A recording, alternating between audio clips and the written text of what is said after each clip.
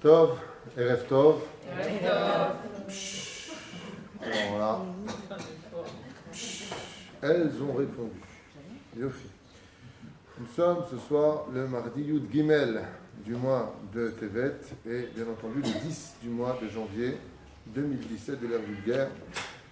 On dédiera ce shiur, les gens arrivent encore grâce à Dieu, Baruch Hashem, Ken Yirbu, pour l'élévation de l'âme de Sonia Bat Simcha, pour Félix Ben Esther, Kol Mete Israël, Refouach Lema pour tous les malades d'Israël Bichlalam, Johanna Yafa Bat Shemesh, sans oublier bien entendu Nathalie Bat Sarah, Nathalie Sarah Bat Zora, la rousse. C'est vous. C'est vous, Zora.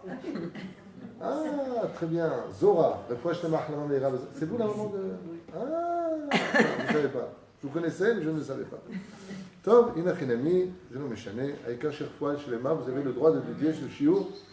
Pour qui de droit, sans oublier, non seulement tu me vois en direct, mais en plus tu me vois sur Facebook, c'est ça Bekef. Refoual Shlema pour Moratimi, Bezrat Hashem, Achlama Meira. Ce soir, le sujet sera un petit peu très philosophique. Alors, je ne sais pas si ça vous parlera ou pas. Un cours qui m'a été demandé par mon épouse sur le regesh. Alors, le regesh en hébreu, regesh, mazé, c'est le cours de ce soir. Voilà. Alors, le regesh, ça se traduit par deux mots en français. Ça peut se traduire de deux façons. Les argish, le regesh, ça se traduit par le mot sentiment. Première explication. Deuxième explication, le mot regesh se traduit par sensibilité. Être sensible. Quand tu vas chez le médecin, il va te dire Ata ragish. Est-ce que tu es sensible à tel médicament? Est-ce que tu as des sentiments pour l'acamol? Oui, je l'aime. Je vous la vérité, vous criez que je l'aime. La paracétamol. On s'en fiche. C'est pas. Avant, sachez que ça se traduit par ces deux mots-là. Et que ces deux mots-là vont être un petit peu ces deux notions qui vont nous accompagner sur ce sujet-là. Ce qui m'a un petit peu choqué, même beaucoup choqué, j'ai trouvé aucun livre qui en parle. Un truc de fou. J'ai eu beau chercher dans Rabbi Nachman, j'ai regardé dans certains livres de Kabbalah, j'ai regardé dans Pele Yoel, j'ai regardé dans Chot Tzadikim, j'ai regardé dans Derech Tzadikim. Personne ne parle du regesh. Je n'ai pas trouvé le mot regesh. Et donc, je fais un cours ce soir sur le reggae. Donc, c'est un petit peu compliqué. Alors, j'ai quand même trouvé des écrits intéressants sur ce sujet-là, qui vont nous expliquer, un tant soit peu, le fonctionnement du regesh. On va discuter d'ailleurs nous-mêmes, un tant soit peu, pour comprendre l'intérêt d'en parler, parce que le regesh et le sentiment sont le fondement par excellence de notre judaïsme. C'est le va et le vient. Le regesh, donc je le répète encore une fois, essayez de le retenir à vie.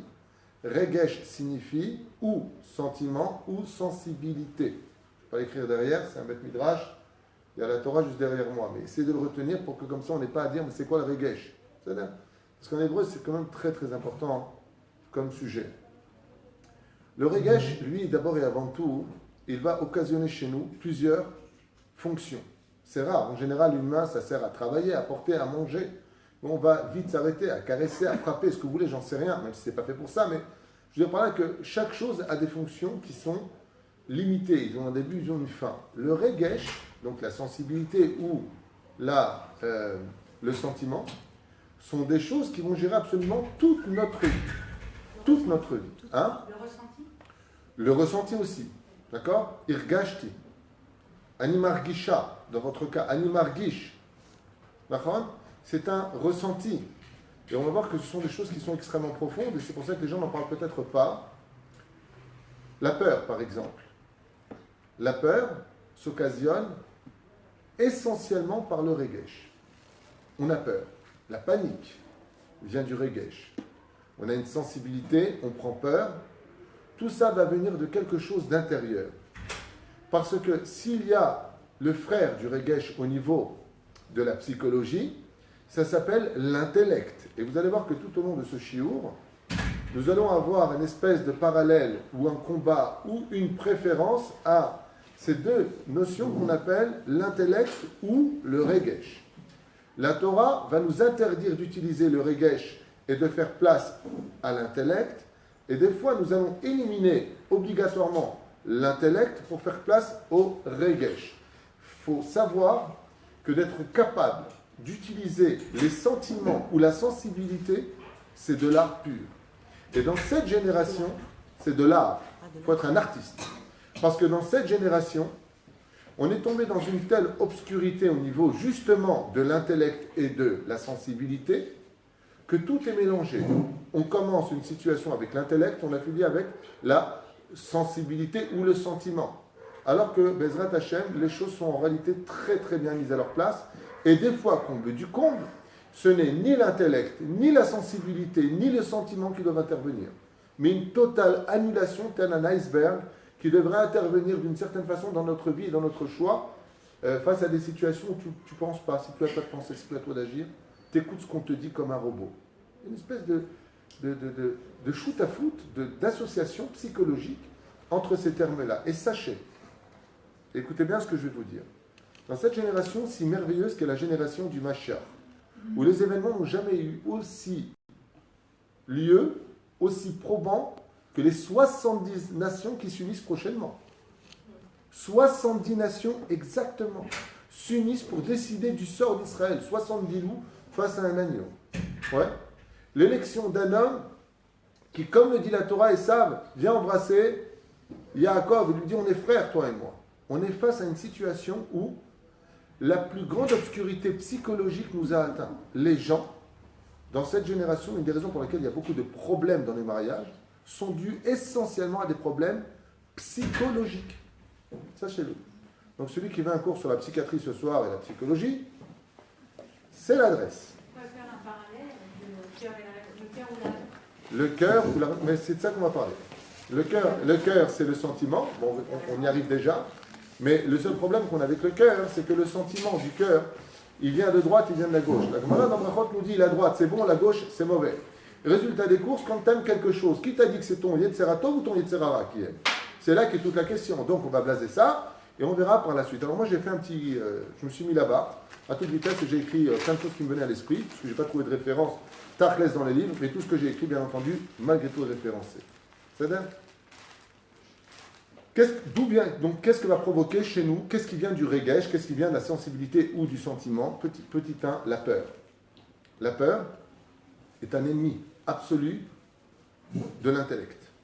Et Dieu nous a donné un intellect pour que l'on réfléchisse. La peur s'occasionne par le sentiment, la panique, le manque de confiance. Vous voyez comment tout est lié à la Torah. Pas assez d'émouna engendre automatiquement la peur. David Ameller, c'est le cours qu'on a fait, je crois, hier avant-hier, non, c'était hier matin, n'a pas eu peur d'affronter Goliath. Pourquoi? Parce qu'il a mis ses sentiments de côté, il a mis son regesh, sa sensibilité de côté, il a laissé intervenir le sechel. Ça va pas, non? Ce Goliath là-bas, il n'arrête pas d'insulter le Dieu d'Israël, vous laissez faire. Enfin, t'as vu?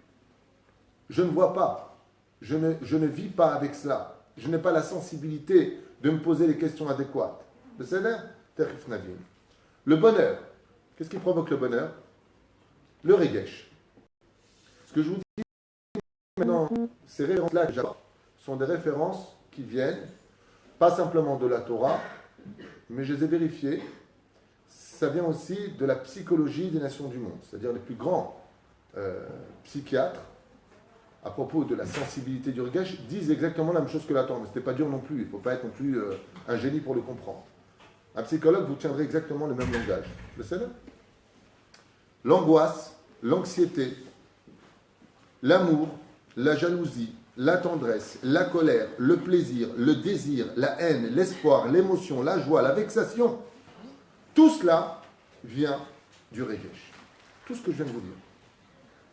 La jalousie, c'est quelque chose qui monte en nous. L'anxiété, c'est quelque chose qui monte en nous. Si donc le regesh, c'est-à-dire que la sensibilité ou le sentiment vient de nous, c'est qu'automatiquement, il y a quelque chose qu'on ne contrôle pas, en tout cas qu'on croit ne pas contrôler, qui fera de nous l'esclave de cette peur, de ce bonheur, de cette angoisse, de cette anxiété. Le pire de l'histoire, c'est que le regesh est quelque chose qui est inexplicable au niveau de sa source. Par exemple, prenez une jeune fille, un peu teubée, Elle a 14 ans. Maman, je vais me suicider. Qu'est-ce qu'il y a? Je l'aime. Si Didi, c'est toute ma vie. Tu ne peux pas comprendre combien je l'aime.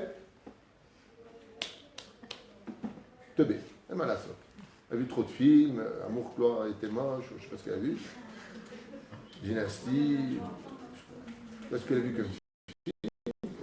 En tout cas, c'est moi, ça pleure un bon coup, j'ai acheté l'arme, et puis toute ma vie, elle a 14 ans, toute ma vie. Perso. Qu'est-ce qui provoque ça chez elle? Le sentiment. Le sentiment, quand il n'est pas contrôlé, comme l'enseigne la Torah, t'emmène à devenir psychologiquement malade. Tu es fou. Ou tu vas dire, une mère va dire à sa fille, mais tu es complètement folle. Enfin, laisse le temps de soigner. Tu vas grandir, tu vas rigoler de ta bêtise, tellement c'est bête. Le problème, c'est que même les grands aujourd'hui sont devenus des enfants. Ce qui fait que la notion de sentiment se traduit avec une exagération telle qu'on passe à l'extrême. Comme un couple qui est venu me voir et me dit non, je veux divorcer. Pourquoi tu es venu me voir? Non, je veux dire que je compte divorcer si vous ne trouvez pas de solution. Tu me mets ton problème sur les épaules. Truc de fou. Je lui dis, vous savez quel est votre problème, madame? Vous avez laissé parler votre sentiment avant votre tête. Vous voulez divorcer, madame? Non. Alors pourquoi vous l'avez dit? C'est ce que j'ai ressenti ce matin. C'est d'abord que faire très attention à toutes ces notions. Maintenant, le pire de l'histoire, c'est que c'est inexplicable. Vous allez avoir quelqu'un qui vient dans votre vie. Votre mari vous amène un ami. Je l'aime pas. Je l'aime pas. Mais pourquoi, chérie? Pourquoi tu n'aimes pas? Je sais pas. Tu ne peux pas comprendre. Nous, les femmes, comme les klebs, on a un sixième sens. La comparaison n'est pas au top. C'était de l'humour. Mais Pérouche là-bas, on a un sixième sens. Les chiens, ils ont un sixième sens. C'est une blague. Comment je me perds déchiré. Dans la voiture tout à l'heure, direction Natania. Dis-moi toi. Bon. C'est pas grave. Par contre, vous avez le tweetou. J'assume. Non, sincèrement, les femmes en sixième sens s'appellent Abina. C'est inexplicable. Des fois, tu vas dire à quelqu'un, un garçon veut se marier avec une fille, d'accord? Et la fille, ou tu poses la question au garçon ou à la fille, peu importe, pourquoi tu te maries avec elle ou avec lui? Question d'extérieur. Qu'est-ce que tu as trouvé? Beau? Non. Riche? Je dis n'importe quoi. J'essaie de trouver des arguments. Non. Grand et sympathique? Non. Musclé? Non. Travailleur? Non. Non, non, non, non. Alors pourquoi? Je sais pas, je l'aime. Hein? Le feeling. Le coup et la foudre. Ça finit en coup et en foudre. Souvent comme ça.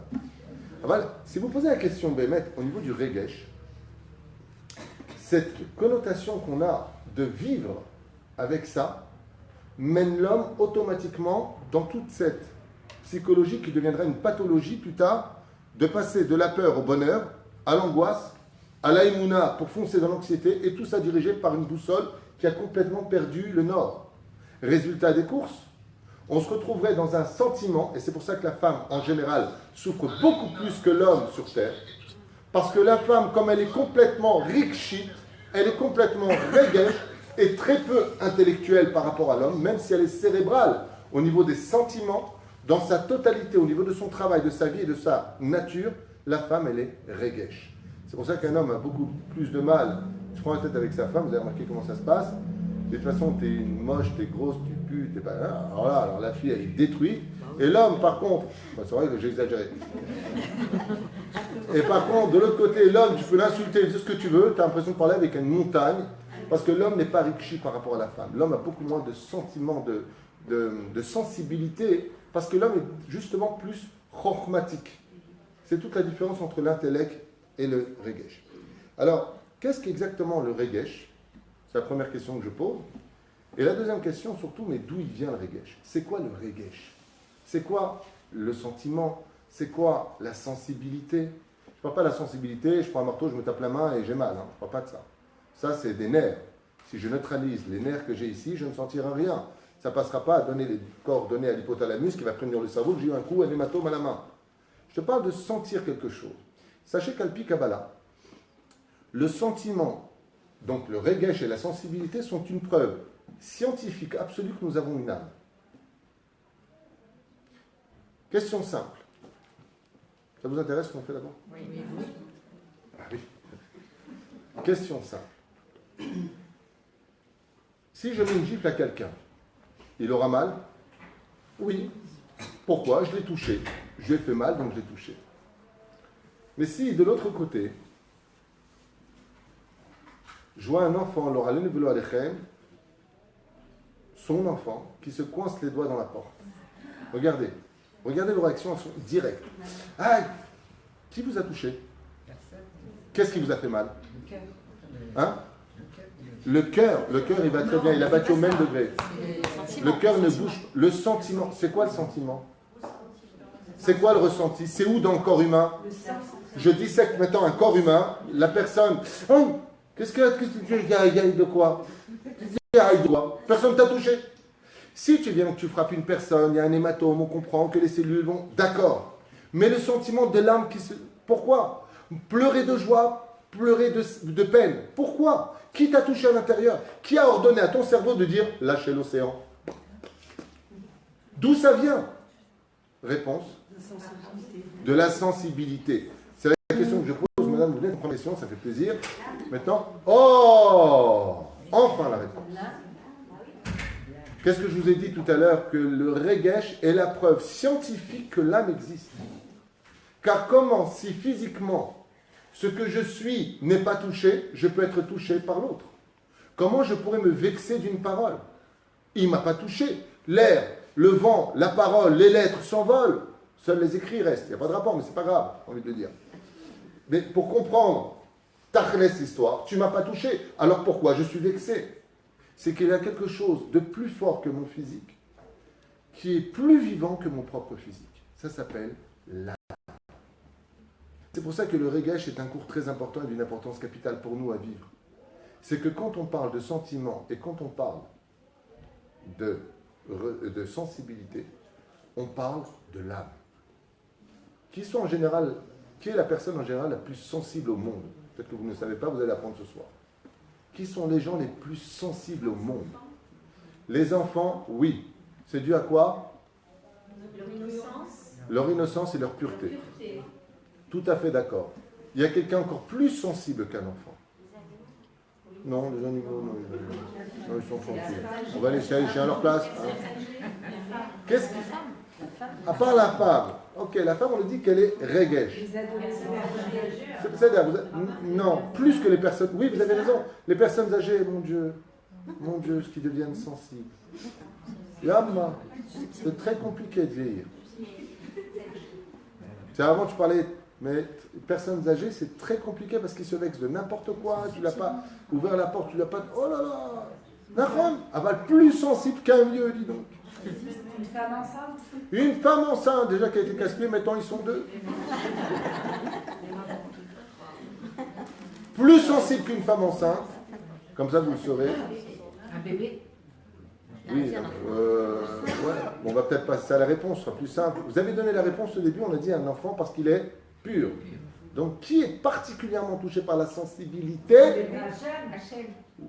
Oh, alors, ce que tu dis est très intéressant, seulement comme Dieu a créé la sensibilité et le sentiment, il est automatiquement au-dessus. Un créateur est au-dessus de sa création. Non. Il y a un ange. Bon. Stop. Oh. Les tzadikim. Ouais, mais c'est la casquette qui bloque. Les tzadikim, les admourim, les grands Torah sont d'une sensibilité extrême. Parce que la sensibilité dans la Torah et le judaïsme est l'équivalence du mot pureté. Plus tu es pur, et plus donc ton âme s'exprime. Et qu'est-ce que c'est justement? Prenons un exemple du Zohar. Prenons un exemple de la Gemara, ou plutôt du Midrash, par rapport à la semaine de Parashat la semaine qu'on a lue. Quand les frères ont dit, je suis Yosef, votre frère que vous avez vendu en Égypte. Quel est le plus grand des Gehinam, le jour où tu meurs, on t'amène devant Hachem, devant tout ce que tu as fait dans ce monde. Et qu'est-ce qu'a marqué l'Anou? Le jour de Kippour, on le dit, Oy l'Anou, beyom atochecha, Oïl à nous, malheur à nous le jour de la remontrance, malheur à nous le jour de la honte. Ça veut dire que, sachez une chose, les Mekoubalim disent qu'il y a un feu, qui est le feu le plus grand de tous les feux, à un tel point qu'une personne préférait s'enterrer vivante que de vivre la honte en public. Et c'est souvent ce qu'on dit, tu m'as fait honte en public, j'aurais préféré mourir. Parce que quand tu touches une sensibilité qui est l'âme, l'âme, quand elle tremble à l'intérieur du corps, elle est sur le point d'exploser, ce qui va provoquer les nerfs, les larmes, la perte de l'intellect, la perte du contrôle. C'est pour ça qu'il faut retenir cette particularité. Qui n'est pas sensible? Les gens vulgaires. Ils sont carapacés. Les réchaïm, les gens de la mafia, Les orgueilleux. les orgueilleux, rien ne les touche. Parce que comme leur corps l'a amplement porté sur l'âme, l'âme est comme dans une prison concoctée où elle n'a presque plus le droit de s'exprimer. Et c'est le sujet qu'on va développer à la fin du cours, qui va mener à ce qu'on vit aujourd'hui dans toutes les péripéties de nos vies, où il y a quelque chose de terrible qui a malheureusement touché notre peuple dans cette génération, c'est le manque de sensibilité. Qu'est-ce qui se passe? Qu'est-ce qui se passe dans nos vies pour qu'on soit devenu complètement indifférent? Macoré.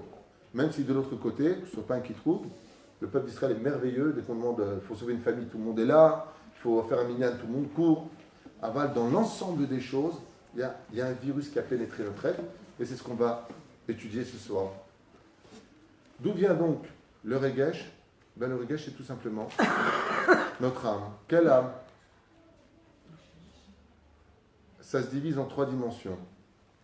La Gemara, dans Baba Metzia, à la page 58, à Moudbet, nous dit « Tout celui qui fait rougir une personne en public n'a pas de monde futur. » Si donc tu la fais rougir, ou plutôt blanchir, c'est que l'âme est sensitive, puisque ce qui rend blanc une personne d'humiliation, c'est parce que ces globules blancs l'emportent sur les globules rouges tombent et les globules blancs montent, il devient blanc.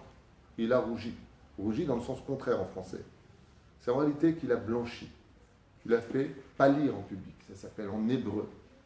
Les albin, peno chavero barabim, en hébreu, les albin vient du mot lavan, et non pas rouge. En français, ils ont fait le contraire, dans le langage français. Il n'a pas de monde futur. Ça veut dire que quand je me sens humilié, il existe un niveau de sensibilité qui se trouve dans le sang. L'âme sensitive. Pourtant, les sages nous disent que le sentiment, lui, il vient du cœur. On aurait dit du foie, j'aurais eu peur. La fois ici, ça a 8 ans. Il vient du cœur. Et si c'est le cœur, c'est plus l'âme sensitive, c'est le ruach. Mais il y a un autre domaine.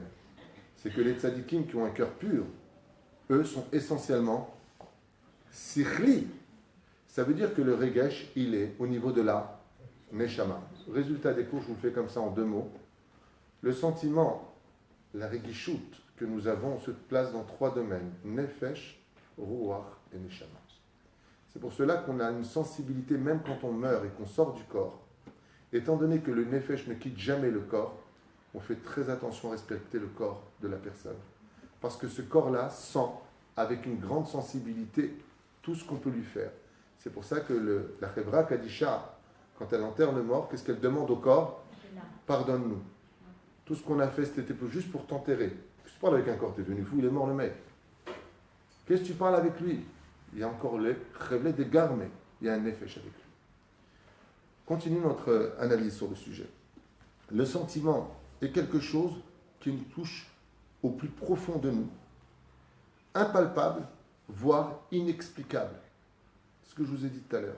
Pourquoi c'est inexplicable? Parce qu'on veut comprendre avec la matière dans le monde limité, ce qui appartient au monde de l'illimité, qu'on appelle la neshama. Ce qui fait qu'en fin de compte, c'est ce qu'on va voir tout de suite, est-ce que le regesh, c'est quelque chose de bon ou pas, d'après vous? Oui. Ça dépend. Ça dépend. Ça dépend. Dans le Chovot Alevavot, par exemple, il dit ici que le regesh passe au-dessus de l'intellect. C'est ce que tu as dit tout à l'heure, je ne sais pas qui c'est qui a dit ça, l'amour est plus fort que la raison. Le cœur ou la raison. Le cœur ou la raison. Alors il dit comme ça, le Chovot Alevavot, que le cœur, dans son regesh, étant donné que c'est le ruach, il l'emporte très souvent sur l'intellect. Ça veut dire que, vous verrez ça dans les mariages, vous verrez ça dans des choix, que au niveau intellect, la personne sait que c'est pas bon ce qu'il fait, il sait qu'il va dans un mur, mais il le fait quand même. Il a quand même un sentiment qui le pousse ou une sensibilité qui le pousse. Donc il explique ici que le regesh est plus fort que l'intellect. C'est vrai, ça est fait sur le terrain. Mais est-ce que c'est bien? Est-ce que Dieu nous demande une seule fois dans la Torah d'être rikshi? Non. Est-ce que vous avez déjà vu une seule fois le mot soit rikshi? Non, nulle part. Au contraire, vous allez voir de quoi on parle. Le regesh est un sentiment, une sensibilité. Car c'est l'âme. Et le regesh est en soi une preuve de l'existence de Dieu. Parce que s'il y a une chose qui peut te faire parler avec Hachem de façon naturelle, donc vous les femmes qui avez cette extra-sensibilité qu'on appelle la bina, c'est que sans problème, dès que vous êtes touché, dès que vous êtes agressé ou mené par une bonne nouvelle grâce à Dieu, vous avez naturellement en vous ce sentiment de vouloir parler avec Hachem. C'est quelque chose de naturel chez vous, plus que chez nous les hommes. À un tel degré que le regesh d'une femme équivaut à celle de 10 hommes. Et c'est une des raisons pour lesquelles, à l'Pisod, une femme n'a pas besoin de minyan pour prier. N'a pas besoin de minyan pour prier. Parce que le regesh et le sentiment qu'une femme est capable de mettre dans sa prière est tellement élevé qu'elle toute seule, c'est une bête à Knesset. Ad kedeka. C'est-à-dire le rôle du regesh pour servir Hachem. Alors en quoi le regesh est-il positif? Petit 1, pour toutes nos mitzvot, pour l'accomplissement de toutes les mitzvot de la Torah, elles doivent être accomplies avec émotion et sensibilité. Donc il doit y avoir une histoire d'amour entre l'homme et ses mitzvot, qui est la mesure excellente et par excellence par laquelle l'homme recevra, comme on l'a expliqué hier soir au nom du Ben Ishraï, son salaire dans le monde futur. C'est-à-dire que il y a celui qui va mettre cette filine ou qui va mettre une tzedaka, bon, vas-y, mais là.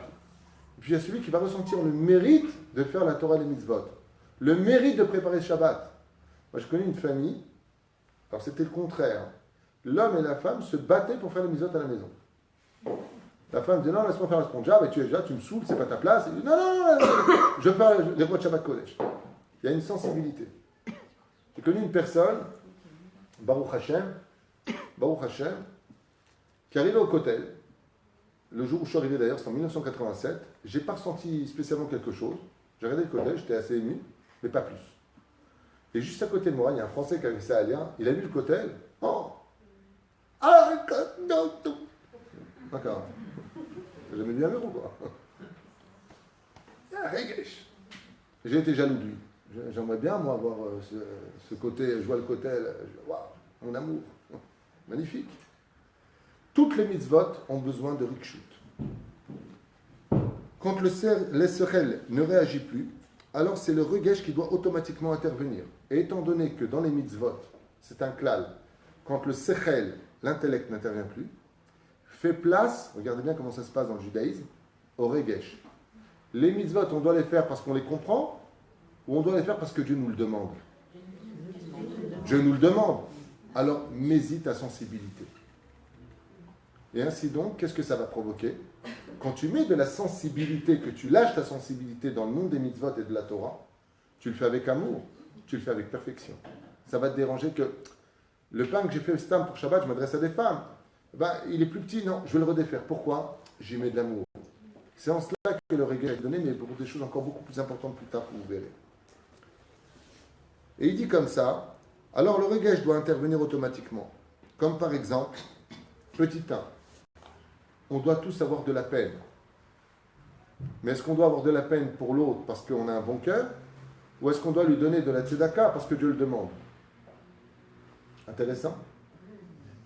Un pauvre vient vous dire, j'ai pas de quoi faire Shabbat, chas v'shalom. Il vous tend la main. Il dit, sache une chose, j'ai honte de te demander. Ce que tu peux, aide-moi. Mais ne me fais pas honte. Si tu veux pas, ne m'envoie pas balader. Tu vois une personne sincère qui met dans ses yeux, tu lui donnes parce que tu as de la peine, ou tu lui donnes parce que... Les deux. Manière. Mais surtout la peine. La peine. Hein?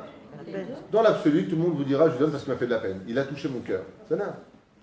Il va montrer des vidéos, il va toucher mon cœur, il va toucher quelque chose de sensible chez moi, et là, prakotopak. Et mettre la mytho, dans le judaïsme à propos de ce genre de mitzvot, le regesh a été mis comme une roue de secours. Il est hors de question dans la Torah, comme on raconte l'histoire de ce chassid, qui sortait d'une bête à Knesset, et un pauvre qui est venu le voir, il dit, d'Aram, t'as Azorli, il est habillé vraiment, Hachem Yishmor Verachem, tout des habits déchirés, on voyait vraiment que c'était un oumlal. Et le pauvre, le chassid, quand il a vu ça, il a tellement eu de peine, il a pris sa bourse, il lui a donné dans les mains. Il lui a dit, va en paix, va t'acheter des habits, va manger, il lui a donné une belle somme d'argent. Et puis, le pauvre est parti, le chassid, il s'est tenu la tête, il a dit, mince, il a appelé son élève, il dit, ramène-moi le pauvre. Le pauvre, il disait que je peux me faire mettre. Il a regretté. Et il dit, excuse-moi, mais mon rave, il demande que tu reviennes. Alors le pauvre, il vient, il dit, Khan, je savais que vous êtes trompé, vous m'avez donné beaucoup trop. Il dit, non, pas du tout. Il décroche une deuxième bourse de sa ceinture et lui donne une deuxième bourse. Le pauvre, il dit, Betah Mejnoun, ma boule je ne sais pas ce qu'il fait. Il dit, vous êtes sûr, cette fois, je ne reviens pas, c'est à moi. Il lui dit, c'est à toi, Gamo. Alors le pauvre, il est parti. L'élève, il a regardé son rêve, il lui dit, si vous continuez de donner 2 fois la bourse, alors il fallait lui donner 2 fois la même bourse. Pourquoi le faire revenir? Il lui a dit, parce qu'à mon niveau, j'ai fauté. Il dit, lequel? Écoutez bien, la réponse du chassid. Il lui a dit, quand ces pauvres est venu me voir, j'ai eu tellement de peine que je lui ai donné, comme Christian Mohamed l'aurait peut-être fait. Comme bouddhiste, un bouddhiste l'aurait fait. Pourquoi? Ils n'ont pas de cœur. Il n'y a que nous qui... C'est là, on est peut-être mieux qu'eux. Mais tout le monde fait du chesed. Même un chien fait du chesed. En gardant une maison ou en faisant traverser l'aveugle. Excusez-moi. C'est là. C'est pas ce qui appartient au peuple juif. C'est pas la particularité du peuple juif. Même si on a un très bon cœur. Parce qu'un autre homme qui l'aurait vu, qui n'est pas chassid, un bon juif, il lui a dit, tiens, je vais t'aider aussi. Il a dit, mais il y a une chose qu'on a oubliée. C'est qu'on doit donner parce que Dieu nous le demande, même si je n'ai pas eu de la peine. Donc, dans l'absolu, l'intellect et le regesh, la sensibilité, si vous préférez, et l'intellect, doit intervenir dans des degrés de contrôle. Et ça, c'est extraordinaire. Sachez une chose, et sachez une chose. Si on était capable de contrôler notre intellect et notre regesh, on serait le peuple le plus sain d'esprit et de corps au monde. Mais on ne le fait pas. Arrête, tu m'énerves.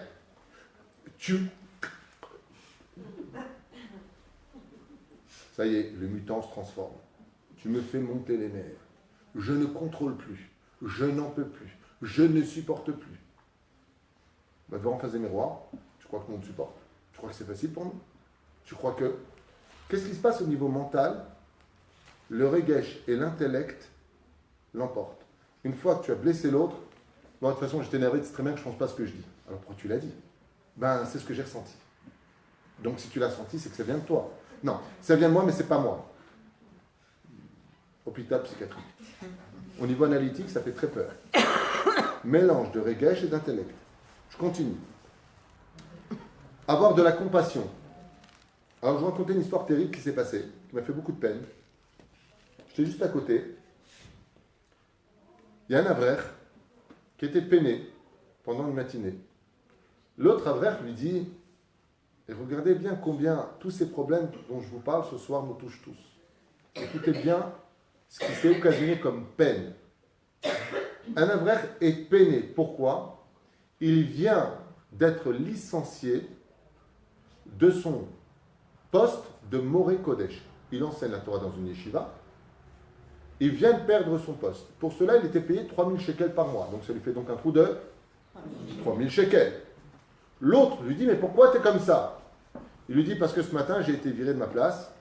Et voilà, résultat des cours, je me retrouve avec 3000 shekels de moins, avec 10 enfants à la maison, c'est pas facile. Hachem Yazor. Mais il était peiné. Là, j'ai marqué ici, avoir de la compassion. Qu'est-ce que lui répond l'autre? Ah bon? Et il cherche quelqu'un? Voilà, ça c'est regesh. Je vous dis la vérité, l'avrer, quand il a entendu ça, comme ça, il m'a regardé, il avait les larmes aux yeux. Il m'a dit, Aïtachen d'avoir casé. Je lui dis, je viens de perdre ma place. Tu me demandes si je cherche quelqu'un d'autre. Attends 1 heure, viens me voir après en me disant, bon, j'ai pleuré pour toi, il gadal Kadash et Beraba. Et après, tu dis, dis-moi si en tout cas ils ne veulent pas te reprendre, alors pense à moi, comme ça au moins le malheur de l'un fait le bonheur de l'autre. Mais attends un peu, je veux dire, laisse-moi le temps de compassion, en un mot. Le mec, il lui dit sur place, ah bon? Ah ben je suis désolé, il cherche quelqu'un d'autre? Nora Veillon. Il faut du regesh. Le regesh et la compassion. Des fois, vous entendez quelqu'un, je vous donne un tout petit exemple, ouais. Il vient vous raconter sa vie. Shem Ishmor Verachem. Il n'a pas vu ses enfants depuis longtemps, son mari la frappe, ou la femme le frappe Marie, c'est un total. C'est Dallas, JR, Bobby, Sue Hélène, il y a tout le monde là-bas. Ouais. Et le mec il te parle. Ouais. Ok. Top. Super. Ah bah c'est des tchikounim, hein.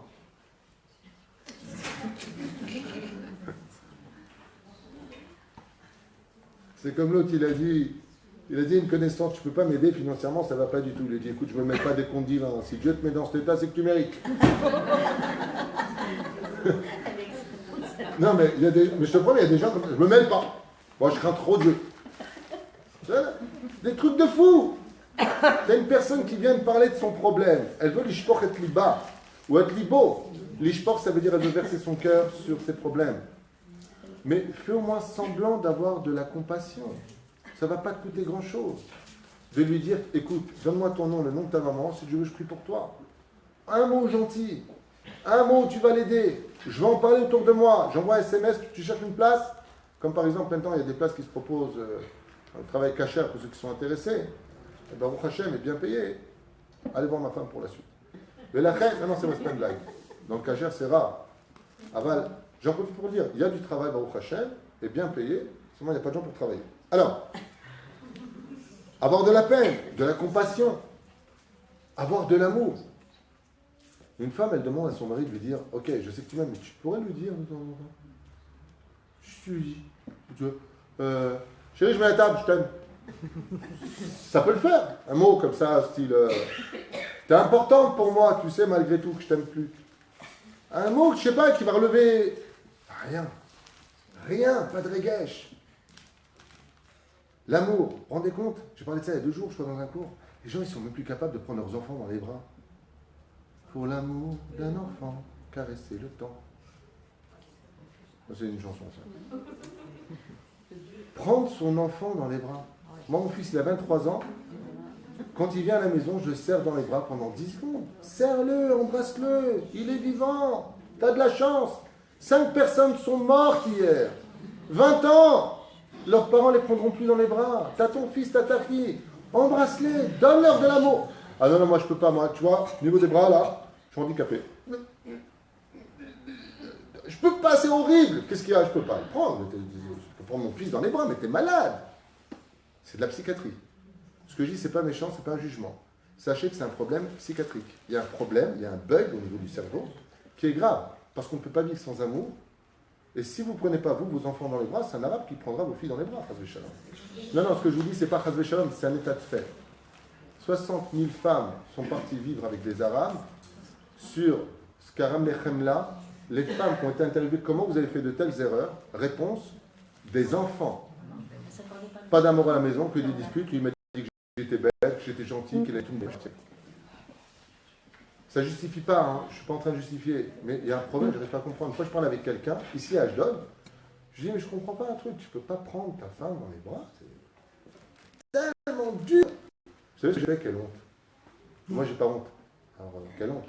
Je lui dis, viens me prendre dans les bras. Il me dit, vous, comme vous avez, vous, oui. C'est au mot. C'est des questions. Oui. Moi, tu viens me prendre. Et le pire à la synagogue, ça s'est passé. Il vient me serrer dans les bras. Je dis, ben voilà, tu fais ça à ta femme. Mais je vois. Ah non, mais oui. Regesh, écoutez bien, écoutez bien. Ce que je vous dis encore une fois, je ne voudrais pas paraître pour le petit canard noir qui vient juger le peuple. Chazvé Shalom. Machani Safer Lachem, ce que je vous raconte ce soir, ce sont des choses qui touchent beaucoup de familles. Énormément de familles. Où dans le Shlom Bayit, il y avait juste un peu plus de rikshut. Tu me fais mal, tu me vexes, t'es pas gentil. Viens, on se calme. Viens, on laisse le regesh de côté. Viens, on parle, on discute.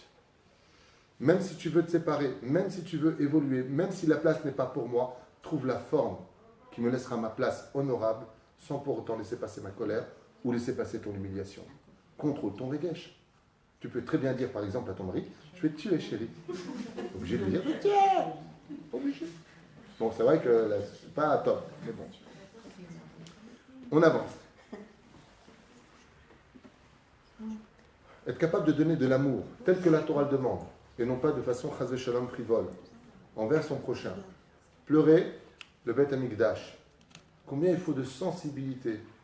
Allez, je vous mets par terre et je vous donne le tikkun à klali, le tikkun chatzot. Les femmes aussi ont l'obligation de dire le tikkun chatzot. Ça n'a? Pleurer le Beth Amikdash, il faut beaucoup de sensibilité. C'est dur de pleurer quelque chose qu'on n'a pas connu. La sensibilité, le regesh a été donné pour cela, pour pleurer les choses que l'on doit pleurer sur terre. Pleurer le malheur d'une personne, comme on a entendu le Rav Ovadia Yosef, chaque fois qu'il entendait qu'un juif a été fait prisonnier, chaque fois qu'il y a eu l'histoire dans son livre, sa biographie, il raconte qu'il y a eu 4 Israéliens qui avaient été pris en otage dans un avion, et pendant 3 jours, le Rav Ovadia Yosef n'a ni mangé, ni bu. Sa fille lui a dit, mais papa, tu es trop faible, tu dis jour et nuit. Mange. Et son père lui a répondu, mais comment tu veux que je mange alors qu'il y a pendant... Ça fait 72 heures qu'il y a des juifs qui sont angoissés dans un avion et tu veux que moi je mange? Nous, on en discutait au restaurant. Trocôte bien cuite, hein, s'il vous plaît. Ouais, les pauvres, tu te rends compte, hein. Ah, ils doivent être angoissés, hein, quand même. Ah, c'est dur. On a un regesh, mais là, d'un coup, c'est le sechel qui l'emporte. Et si tu poses la question en disant, quoi, c'est comme ça que tu réagis alors que tu as 4 juifs qui sont pris en otage, qu'est-ce qu'il te répond? Qu'est-ce que tu veux que j'y fasse? Tu veux une pièce? Tu veux une petite sédaka? Vous comprenez ce que je suis en train de dire? Pleurer les malheurs de son prochain. Être capable de prier pour lui. Tu as une personne qui vient te voir. Ça ne va pas dans sa vie. Dougma, tu la quittes cette personne. Fais un télim. Allez. Je ne peux pas faire grand-chose. J'ai moins d'oseille que toi peut-être. Je n'ai pas les mots qu'il faut pour te consoler. Mais une chose. Yiratson fenecha boré olam. Que tu consoles cette femme, que tu consoles cet homme, que Bezrat Hashem, Shir la Ma'alot et Saïna et Harim Yavozri. Je ne sais pas ce que je vais dire. Pire que ça, le Rabbi Lubavitch, il disait, ce que tu connais, tu dis. Torah, Tziva, Lanu, Moshe, Mora, Shakilat, Yaakov. Chaque mot, c'est un ange, Yiraton, que tous ces gens viennent lui donner du mérite. Tu n'as pas besoin d'être un Mekoubal. Tu n'as pas besoin d'être quelqu'un d'extraordinaire en Torah. Avec ton cœur et ta pureté, tu dis, Hachem, j'ai honte de te parler, mais je ne sais pas quoi faire pour lui. Yiraton, que tu l'aides. C'est dur de le dire. Mais nous, qu'est-ce qu'on fait? Ouais, c'est dur, hein. Je vais me saouler, celui-là. J'ai déjà assez de mes malheurs, mais rencontrer les Syriens. Ordure. Alors, prier, par exemple, un des cas, pour les chilonim. C'est un truc de fou. Une fois, on raconte qu'un très très grand Admour est arrivé à Paris, à l'époque, en 1980 à peu près. Il est arrivé à Paris. Et il est parti dans une synagogue, et il a vu des juifs prendre la voiture Shabbat. Et il a posé la question à son élève qui était de Paris, il lui a dit, mais dis-moi, en hébreu, il lui a dit en yiddish, je crois que c'était, il lui a dit, mais dis-moi, c'est des juifs qui voyagent en voiture? Alors il lui a dit, oui. Et là, le chassid s'est mis à pleurer, mais à pleurer. Les élèves, ils ne savaient plus quoi faire, le rabbin de la communauté, ils ne savaient pas quoi faire, rentrer avec votre arabe, ils lui ont donné de l'eau, Shabbat Kodesh. Il dit, mais comment on peut voyager Shabbat? Il était terrifié. Un an plus tard, l'élève revient de Marseille et rencontre son rave à Paris, qui était donc toujours là-bas. Et il voit son rave, Shabbat, pleurer sur le banc. Il dit, Rave, vous pleurez encore? Il dit, pourquoi vous pleurez? Il a dit, parce que je pleure parce que je pleure plus. Je me suis tellement habitué à aller voir Halel Shabbat, qui a répondu ce rave, que maintenant je pleure de ne plus avoir de regesh de pleurer pour un chiloni. Je vous donne un exemple concret. Allez, je vais être très dur dans mes mots. Vous êtes Shomeret Shabbat. Bien, je vois des auréoles partout au-dessus de vos têtes. Baruch Hashem. Baruch Hashem. Vous voyez quelqu'un rouler le Shabbat. Celui qui roule Shabbat en voiture, sans le juger, j'explique ce que dit la Gemara. Un lo chelek lo lamaba. Un lo chelek lo lamaba. Il ne va pas mon futur. Chavalo lazman. Ok. Mechalel Shabbat. Où est-ce que c'est marqué? Masechet Avot, entre autres, et beaucoup d'autres références. À Mezalzel Bamoadot, celui qui est Mezalzel simplement, pas qui Mechalel. À plus forte raison, Shabbat Kodesh. J'aimerais vous poser une question au niveau de l'intellect, et ensuite m'adresser à votre regesh. Si vous voyez un juif qui est sur le point de tomber d'un toit, qu'est-ce que vous faites pendant Shabbat Kodesh? Est-ce que vous faites comme ça? Oui, alors tu sais, je te disais, Roland, c'est de Shabbat, je crois qu'il va se tuer le mec. Alors nous disions, comment ça se passe? Oh, ça va pas, saute pas. Mais qu'est-ce qu'il y a? Prise de conscience, intellect. Chaz v'shalom, il faut que je sauve un juif. Ouais. Mais maximum, s'il meurt, c'est son corps qui meurt, mais son âme qui vit. Mais un juif qui est Mechalel Shabbat, c'est son âme qui meurt et son corps qui vit. Comment on a pas mal? Je ne dis pas qu'on va, Chaz v'shalom, jeter des pierres, c'est strictement interdit. Malheur à celui qui fait une chose pareille. Chaz v'shalom, de venir crier sur une personne qui est Mechalel Shabbat. Mais la question que je pose, est-ce que ça nous fait quelque chose de voir un juif qui n'est pas encore Shomer Shabbat? On a trop l'habitude. Alors qu'est-ce qu'on fait? Bien sûr, madame au chapeau noir. Qu'est-ce que vous faites pour cela? Rien. Ça fait mal. Alors je voudrais vous raconter quelque chose de très dur à entendre, mais très sympathique en même temps à étudier. Il y a un homme qui s'appelait Job. Job. En hébreu, Yov. Yov était un tzaddik gamour. Tunisien, beau gosse. En plus tzaddik, vous avez les boules, c'est pas grave. Un mec très sympathique. Il était multimilliardaire à tel point que la Gemara nous dit tout ce que touchait Yov, c'est de devenir de l'or. Si Yov il te donnait une épingle, avec cette épingle, tu devenais millionnaire. Ad kedekar tellement il avait la bracha. 7 garçons, 3 filles. Une femme d'une beauté hors du commun, du nom de Dina, fille de Yaakov. Pour ceux qui ne savent pas, c'est le nom d'Abraham. Dina s'est mariée à la fin avec Yov. Okay? C'est elle la mère des 10 enfants de Yov dont on parle dans le livre de Yov. Ok? Très bien. Akadosh Baruch Hu reçoit le Satan qui lui dit c'est trop facile pour Yov. Laisse-moi un peu le mettre à l'épreuve et tu verras s'il va rester fidèle à ta Torah et au mitzvot. Il lui dit, je te le donne entre tes mains, fais ce que tu veux de lui, mais ne le tue pas. Pas de problème. Écoutez bien. Le Satan se jette sur tous les champs et toutes les affaires de Yov. Il perd tout. Il passe de milliardaire à hyper endetté. Ses 10 enfants meurent les uns après les autres. Quel régèche! Sa femme meurt devant lui. C'est pas fini. Yov qui avait l'habitude, selon le Midrash, de faire les... Comment il mettait les tefilines, Yov, faisait partie des nations du monde. Il avait un très long poil sous le bras et il faisait avec les tefilines. Comme ça nous dit le Midrash. Il y a des sodas dans ce domaine. T'as déjà essayé? Bizarre, l'homme est chané. Ne rentre pas dans les détails. Je vous dis ce qu'il y a marqué. Ça rentre dans les détails. Très bien. Je pensais que ça vous faire pleurer et tout le monde m'ordonnait. Et pour finir, c'est le coup fatal, le Satan jette la lèpre sur tout le corps de Yov. La lèpre, il se gratte et l'embout tombe par terre. Mais attention, son cœur bat toujours, il ne peut pas mourir. Tout ça pourquoi? Selon le pshat des choses, la Gemara nous dit que Hachem Ratzal et Nasot. Dieu a voulu mettre à l'épreuve, parce qu'à l'épreuve, c'est plus une épreuve, c'est un suicide. Alors, d'autres explications qui disent, pour laisser passer les enfants d'Israël, cette histoire s'est passée au moment où on devait passer la mer Rouge, comme l'ange de la mort s'est opposé à l'injustice de laisser partir les enfants d'Israël, parce qu'eux aussi n'avaient pas assez de mérite pour sortir, parce qu'ils faisaient d'Avodazara, Dieu il a dit, tiens, il y a un tzaddik là-bas, ah, où il y a un tzaddik que je n'ai pas vu, style pour déplacer le Satan. Première explication du pshat. Très bien. Il y en a qui disent que Yov n'a jamais existé, il y en a qui disent que Yov c'était Abraham, il y en a, la Gemara dit que Yov c'est le Gilgoul de Terah, peu importe. Prenons le livre de Yov. Réponse finale. Même si un homme est mis à l'épreuve, en aucun cas l'épreuve qu'il subit, il ne l'aura s'il ne mérite pas. Alors qu'est-ce qu'il a fauté? Alors on n'a pas trouvé de faute chez Yov. Si. Une faute. Il y en a qui disent 2 fautes. Il y en a, il n'a pas fait Korban Toda. Il y en a qui disent comme ça, mais il y a une faute qui lui est retenue. C'est que Yov, la première fois on le voit dans le judaïsme, hormis dans la paracha de Noach, on parle de Yov. Mais la première fois où vraiment on voit Yov en tant qu'acteur dans l'histoire de l'humanité, c'est quand il fait partie des 3 conseillers de Pharaon. Et Pharaon a 3 conseillers autour de lui. Il a Job à sa gauche, il a Yétro en face de lui, et il a Bilam à sa droite. Et il dit, qu'est-ce que vous conseillez vis-à-vis des Juifs?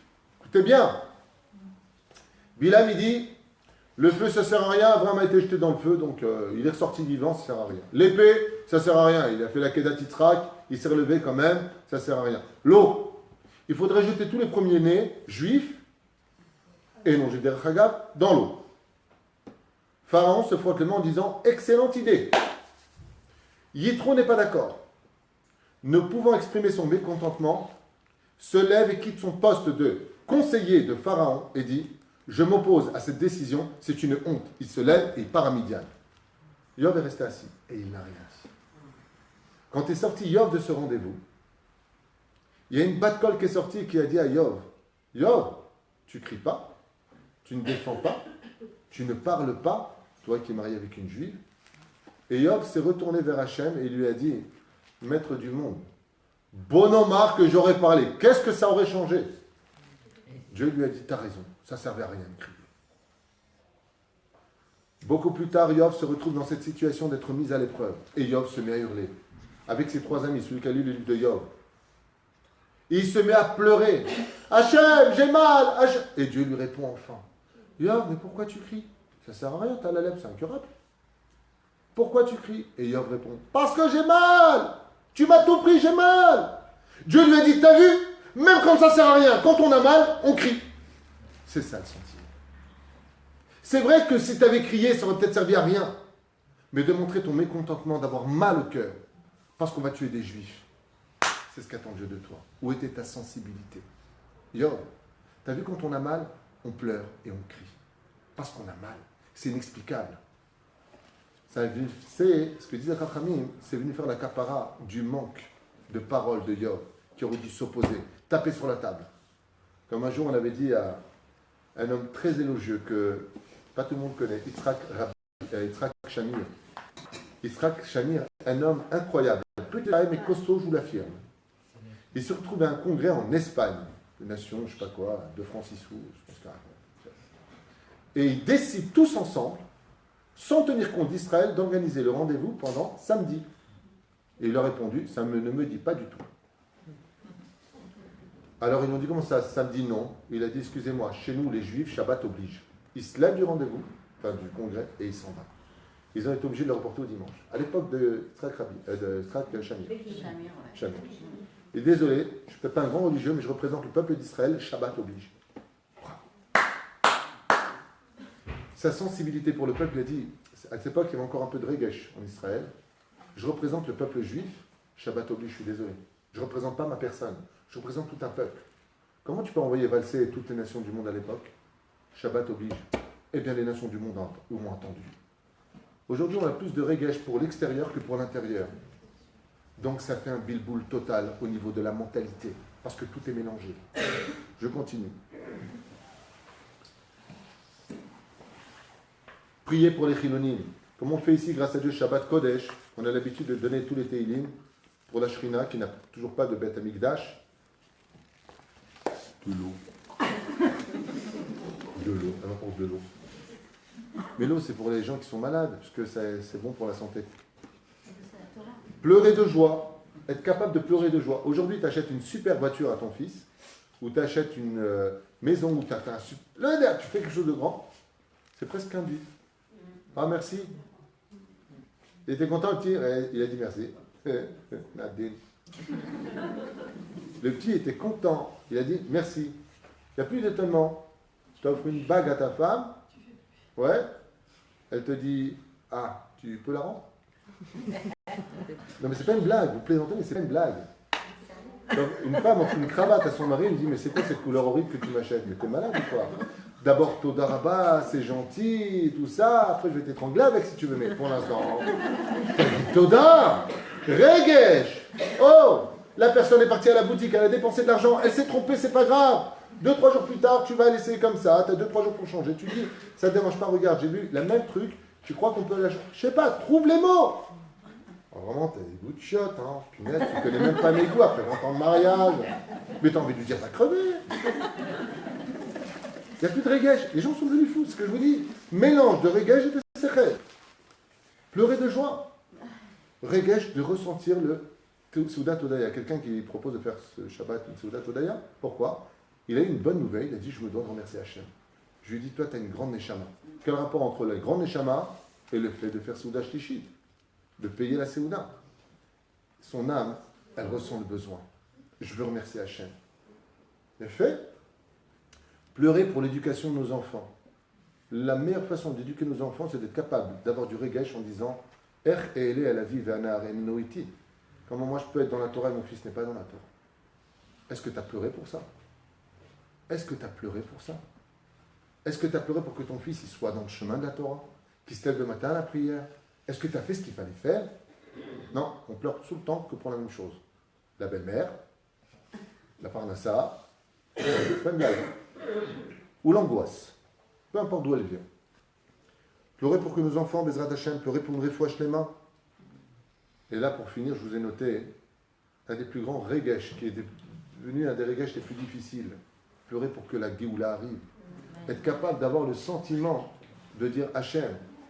Et puis pour ça, il faut avoir un cœur pur. Tournons la page et arrivons au contraire. La négativité qui est carrément dite anti-Torah. C'est ce qu'on appelle le regesh anti-Torah. Les sages nous ont déjà prescrit dans la Torah elle-même. Velo taturu achare levavchem v'achare einechem. Qu'est-ce qui donne du regesh à la personne? Deux choses, deux membres essentiels. Le cœur et les yeux.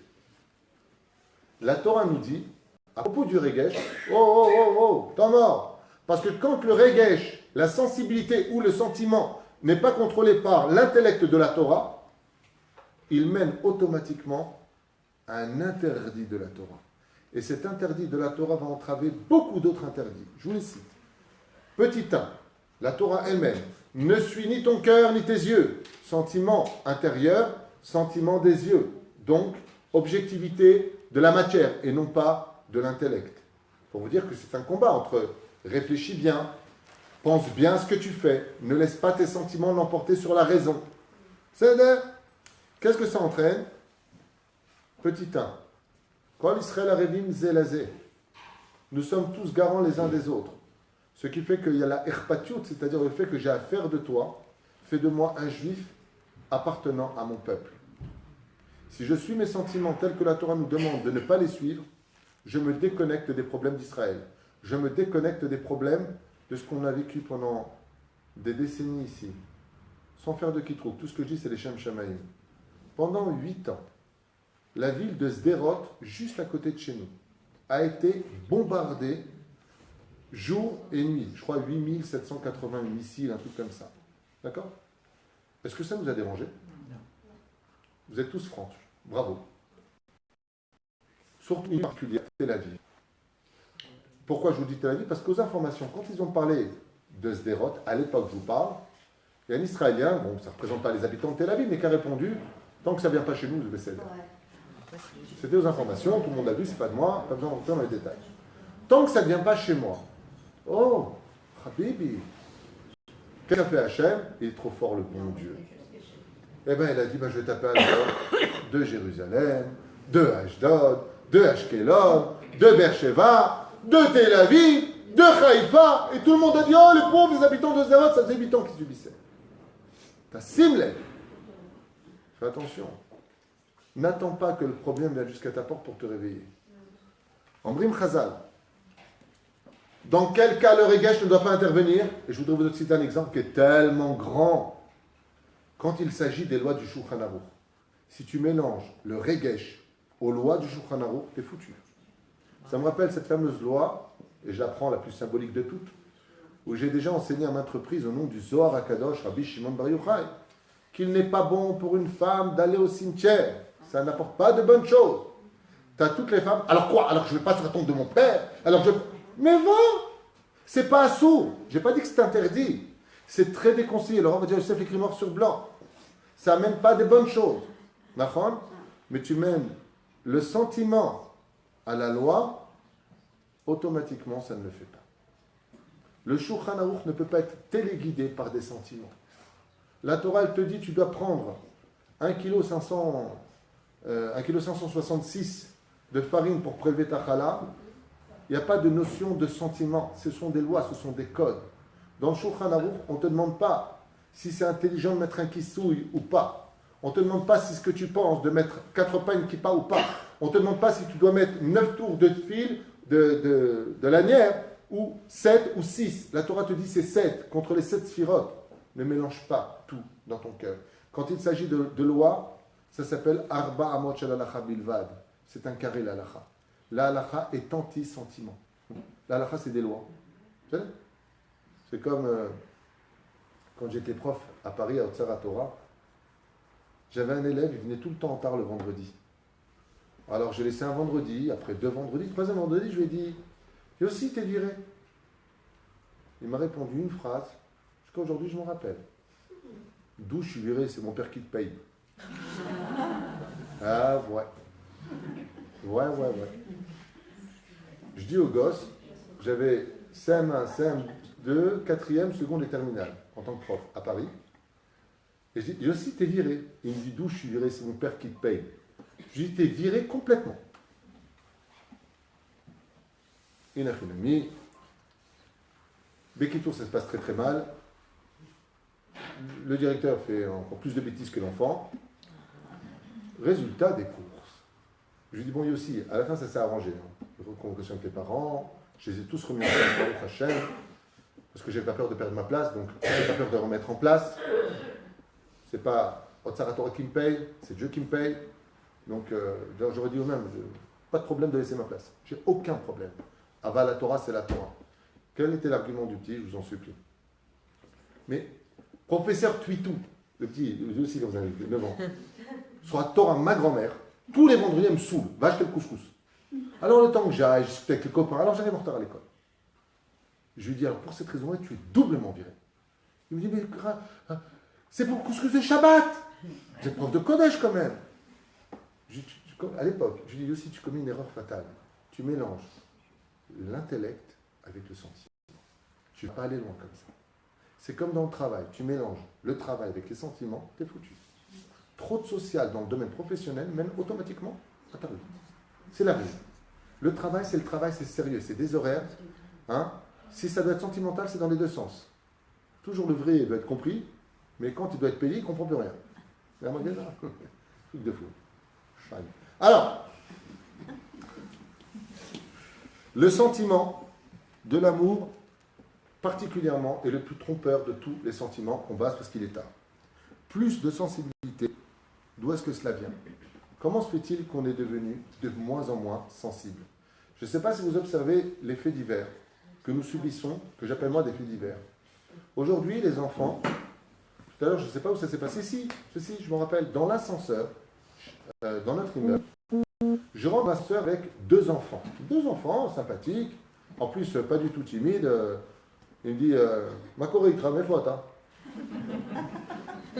D'où tu viens, toi? Je lui dis, j'ai le bonheur d'être ton voisin au 8e étage. Quel bémet, un homme qui retraite. Je dis, ok. Et les 2 mettaient encore portable comme ça, et je ne raconte pas ce qu'ils regardaient. Je crois que c'était Daesh qui était en train de couper des têtes, comme ça. Il dit à son copain, à son frère, oh, ouais, c'est quel, ouais, bémet, attends, je disais, bémet. Oh, je rêve, Herbert. C'est pas possible. Des gamins qui regardent des vidéos extrêmement violentes. Aujourd'hui, l'insensibilité est devenue tellement grave qu'on organise dans les écoles des combats de filles. Et attention, filet. Ça veut dire qu'on ne commence pas le combat jusqu'à ce que tous les portables soient bien allumés et bien filmés. Et vous voyez les coups que se donnent des filles. Il n'y a pas de problème de péter une dent, il n'y a pas de problème de saigner, il n'y a pas de problème d'être renvoyé de l'école, il n'y a pas de problème de rien. Il n'y a plus de sensibilité. Et la sensibilité la plus valable de toutes, vous savez c'est laquelle? Si vous êtes capable de me le donner, si vous avez tout compris ce soir. Quelle est la sensibilité la plus valable de toutes? La plus élevée de toutes? Ok, on se casse. Non, plus élevée que tout. La numéro 1 des sensibilités, celle qui est au-dessus de tout, celle qui soigne d'ailleurs tous les problèmes psychologiques. Non. Jeanne d'Arc, hein? Bon, laissez tomber, c'est pas, je vais le dire. Ça s'appelle la honte. Blider caca. Ça s'appelle la honte. Tant que tu as le sentiment d'avoir honte, à ta l'homme, il bêche. Moi, je me rappelle, je vous racontais un truc, vous allez me prendre pour un teubé, mais c'est pas grave. En CM2, non, c'était en CE2, je crois que j'étais jusqu'en CE2 d'ailleurs, j'avais un prof qui s'appelait Monsieur Bordeaux, rue de Turenne, 54 rue de Turenne. J'ai une très bonne mémoire grâce à Dieu. Et je me rappelle que rue Archeril, il y avait une boulangerie. Et j'ai vu mon prof acheter une baguette. Je suis resté comme ça. Oh, mon prof, il mange de la baguette. Ça m'a fait un choc. C'est petit, hein, le B. C'est petit. Ça m'a fait un choc.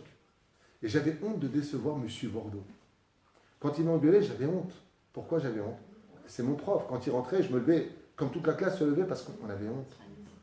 Quand notre mère nous disait, mais t'as pas honte de sortir comme ça? Bah, attends, maman, ça va, t'as raison, c'est pas joli.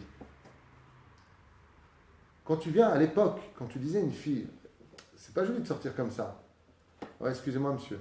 On se levait, on avait honte. Aujourd'hui, t'as qu'à pas regarder, toi. Mais qu'est-ce que t'as, toi? Tu veux quoi, là? Animal, humain. Sachez que le summum de la sensibilité la plus cachère dans le judaïsme, c'est un enseignement du Baal Shem Tov. Comme ça dit le Baal Shem Tov, tant qu'un homme a encore honte, ou une femme a encore honte, le sentiment de honte qui existe chez elle ou chez lui, il peut faire tchouva très vite. Mais s'il perd ce sentiment, la sensibilité dégage de sa personne. Ça s'appelle la hazout. Et qu'est-ce que nous dit la Mishnah? Azpanim, la Gehinam. Tous ceux qui perdent cette sensibilité vont au Gehinam. Alors je finis brièvement. Voilà ce que nous disent les sages à propos de cela. Il essaie de passer des clipotes sur son âme. Et donc la sensibilité se retrouve endurcie. Chez lui, tous les sentiments les plus négatifs. Le sentiment de la colère, de la rébellion. Écoutez bien la suite. Du ras-le-bol. Alors qu'il est impossible normalement dans le judaïsme d'avoir un ras-le-bol. Pourquoi? Parce que Dieu ne peut jamais te donner une épreuve si tu ne peux pas la supporter.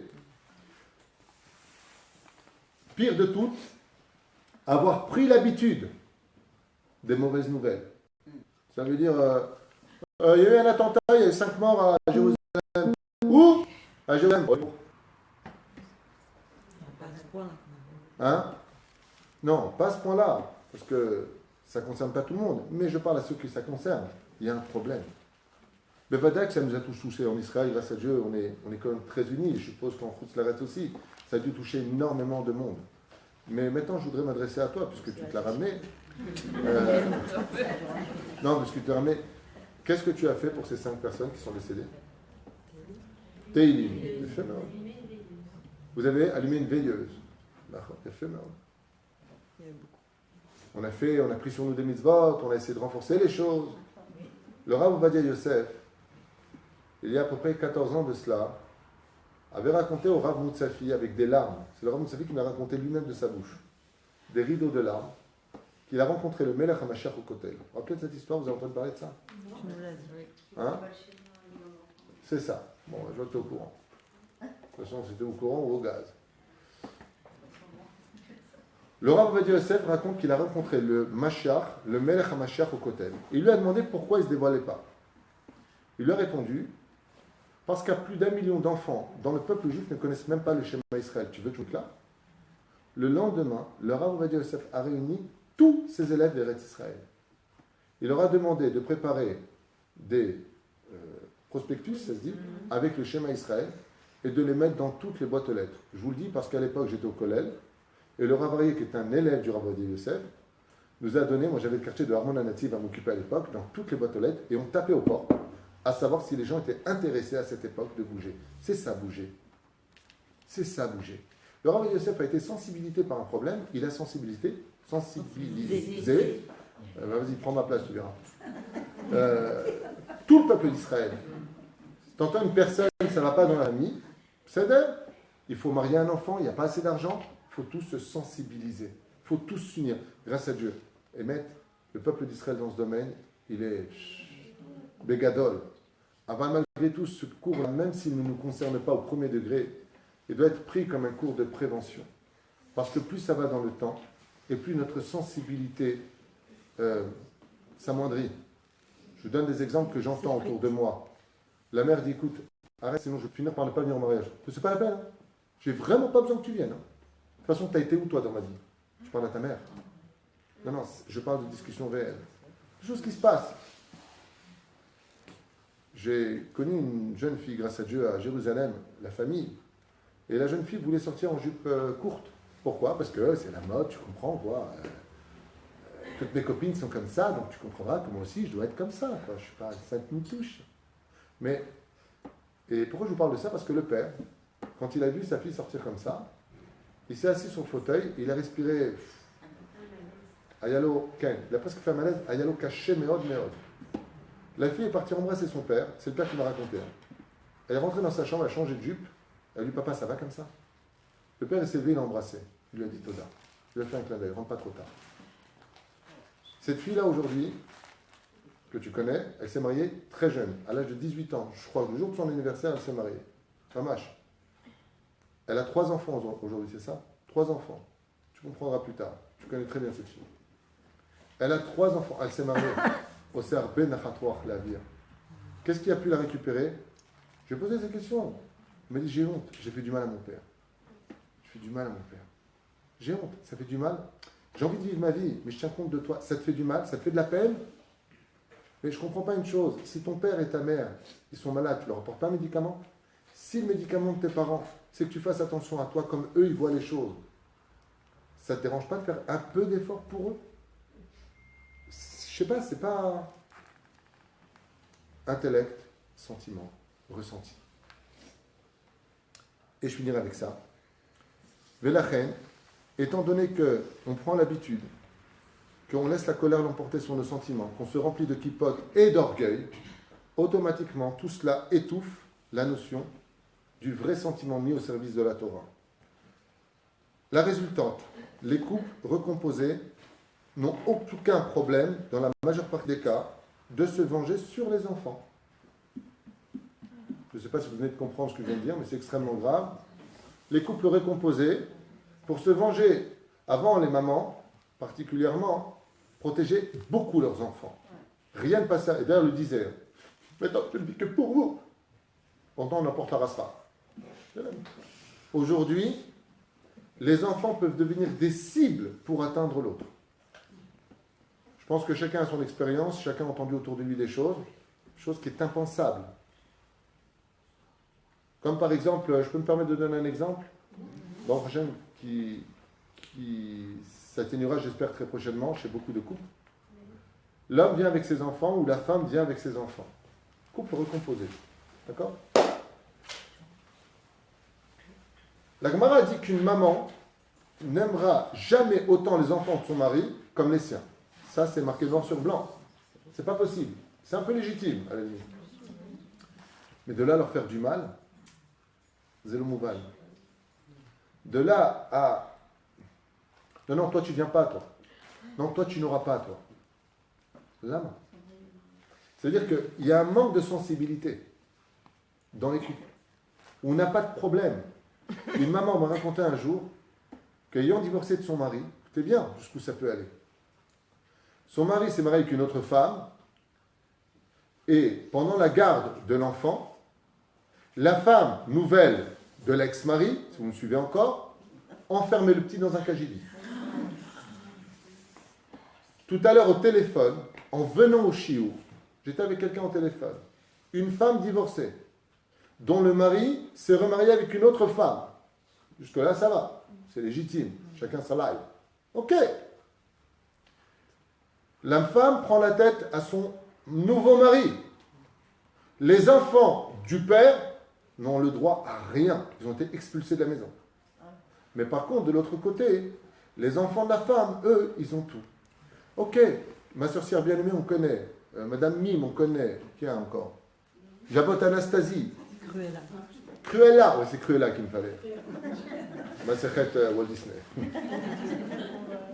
Ah ben, ok, tu les aimes pas parce que c'est les enfants du... Tout ce que tu veux. Tout ce que tu veux. Tu as un cœur, il y a quelque chose dessous. C'est des enfants. C'est des enfants. Qu'est-ce que je vous ai dit tout à l'heure? Tu vas annuler des versets.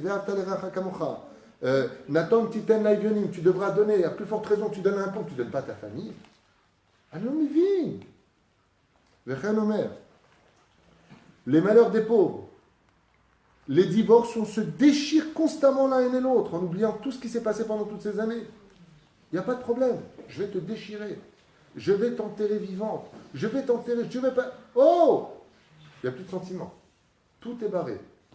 Vechen, les malheurs des pauvres ou de notre peuple qui subit des bombes ou des attentats. On les entend, mais comment est-ce qu'on réagit? Est-ce qu'on est capable de tous monter au cotel, de dire à Hachem, stop Hachem, on fait tchouva? Stop Hachem, il faut arrêter ça. Pire encore, est-ce que je vais vous dire que c'est un secret extraordinaire de l'étude? Est-ce qu'on est capable de prendre un peu de temps pour prier Hachem pour être capable de ressentir encore la douleur des autres. Waouh, c'est énorme. Parce qu'aujourd'hui, on est face à son verre de vin, son assiette, sa parnassa, sa maison. Et vous avez raison. Parce que pour construire les autres, il faut d'abord se construire. Mais pour te construire, il faut que tu appartiennes à une entité. Et l'entité du peuple d'Israël, c'est Shema Israël, Adonai, Elohim, Adonai Echad. J'ai jamais vu quelqu'un avoir un panari au petit doigt et dire, de toute façon, je m'en fous, hein, lui, loin de moi. Pourquoi je vais avoir mal? Pourquoi est-ce que tout mon être va être mal à l'aise? Parce que je vais parfaitement ressentir par mes nerfs, sentiments, dirigés par un système sanguin, la douleur que j'ai au petit doigt. Koevli. Koevli. J'ai mal parce que je ressens. Alors là, c'est physique. C'est ce qu'on doit ressentir. Il y a plein d'exemples, et je vous laisserai avec ça dans le judaïsme. Comment ça se travaille? Comment ça se travaille? Par le travail des midot. Ça se travaille par l'étude de la Torah. Ça se travaille avec ce que j'ai dit au niveau du cours, travailler les mitzvot avec regesh. Si chas v'shalom, on travaille comme un iceberg, on met la tzedaka comme un iceberg, on achète un cadeau à sa femme comme un iceberg.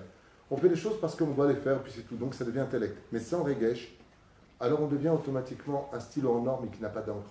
On n'écrit pas notre histoire. Si on arrive, Bezrat Hashem, à mettre des sentiments dans ce que l'on fait. Prends un exemple, Valérie, très simple. Un homme crée une société, jour et nuit, va se donner pour cette société. À l'âge de 70 ans, il sort à la retraite. Comment il appelle sa société? Son bébé. Pourquoi il appelle ça son bébé? Parce que tout ce qui s'est passé là-bas, il l'a ressenti. Quand il passait et qu'il a trouvé, lui, une aiguille par terre, même s'il avait mal au dos, il n'y a pas de problème de le ramasser, parce qu'il sent que c'est à lui. Quand on sera capable de ressentir ce que nous dit la Gemara, chaque juif a le devoir de comprendre que le monde a été créé pour lui. C'est-à-dire que c'est un roi, ça veut dire qu'il est le responsable de tous les autres. Dans sa façon d'être, dans ses décisions, dans ce qu'il va faire comme travail. Prenons le cas du Forex. Prenons le cas de ce qui s'est passé avec toutes ces arnaques qui ont eu lieu. Résultat des courses, ça a fait quoi aujourd'hui? Tu ne peux plus faire de virement de France à Israël. Ça a grillé plein de gens honnêtes. On est tous dans la panade à cause de ça. Les bureaux, tu proposes un salaire normal. Tu plaisantes, moi je gagnais beaucoup plus avant. Pourquoi ces gens-là n'ont pas tenu compte? Excuse-moi, sans juger, j'explique. Je parle avec ma tête et mon sentiment. Pourquoi vous n'avez pas pensé à ceux qui travaillent dans l'honnêteté? Vous avez pourri à marcher, qui étaient honnêtes. Aujourd'hui, j'ai une société qui m'a dit, qui travaille dans la défiscalisation ou qui travaille dans d'autres domaines français, en France, qui fournissent un travail extraordinaire depuis plus de 15 ans. Ils sont remontés, ils se sont rendus compte que les téléphones étaient faits d'Israël, ils ont été radiés. J'ai un ami qui travaille. Écoutez bien ce que j'ai un ami à moi, que j'aime beaucoup. Il travaille depuis des années avec la France. La banque en France l'a radié. Ils ont découvert que sa société était en Israël. Ils l'ont radié. Il reçoit une lettre, il lui donne 6 mois pour trouver une nouvelle banque. Il reçoit une lettre une semaine plus tard, on vous donne 8 jours. Je ne sais pas si vous entendez ce que je viens de dire. Là, réponse du banquier, on ne veut plus rien avoir avec vous. Vous êtes des voleurs. Mais je suis un voleur, ça fait des années que je suis avec vous. Vous vous rendez compte du manque de sensibilité? Aujourd'hui, tu proposes une place à, allez, 30 shekels de l'heure, tu plaisantes ou quoi? 70 minimum et les intérêts. Ah ben l'âme. Ok, tu t'es acheté ton monde, ça y est, t'es bien, t'es dans ton monde, mais t'as pensé aux autres? T'as pensé aux dégâts qu'il y a eu autour de toi? T'as pas eu de sensibilité? Que tout le monde explose, crevez tous autant que vous êtes. Ce qui compte, c'est moi? Ok. On verra comment tu finiras ta vie. C'est pas le chemin de la Torah. C'est pas le chemin de l'intellect. Et c'est certainement pas le chemin du peuple juif. Toute la notion du peuple juif, c'est que quand Moshe Rabbeinu alav hashalom, il a vu la tribu de Dan, il lui dit, Dan, t'es le plus fort. Va derrière tout le monde. Les Danites sont partis de l'autre côté. Vous savez où étaient les Danites dans le peuple juif? À la lisière dernière. Pourquoi? Comme c'était les plus forts au combat, ils avaient une force physique phénoménale. Les Danites, ce sont Shimshon, ça porte bien son nom, Samson le Danite. Ils se sont mis à l'arrière. Pourquoi? Ils veillaient à ce que personne ne reste à l'arrière.